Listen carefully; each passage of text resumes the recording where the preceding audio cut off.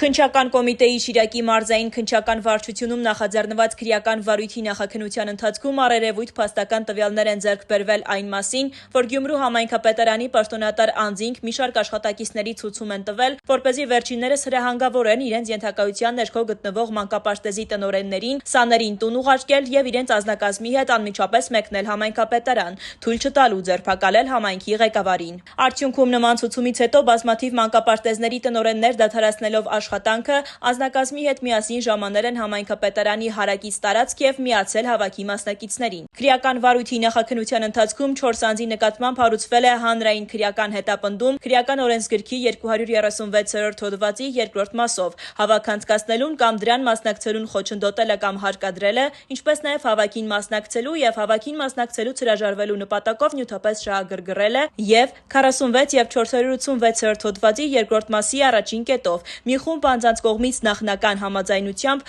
արդարադատության իրականացմանը կամ գործի քննությանը միջամտելուն դրդել է։ Համայնքապետարանի 3 աշխատակից ձերբակալվել է։ Այս քրեական վարույթը միացվել է զանգվածային անկարգություններին մասնակցելու մի խումբ անձանց կողմից նախնական համաձայնությամբ արդարադատության իրականացմանը կամ գործի քննությանը միջամտելու պաշտոնատար անձի օրինական ծառայողական գործունեությանը միջամտելու դեպքի առթիվ նախաձեռնված քրեական վարույթին։ Նախաքննությունը շարունակվում է։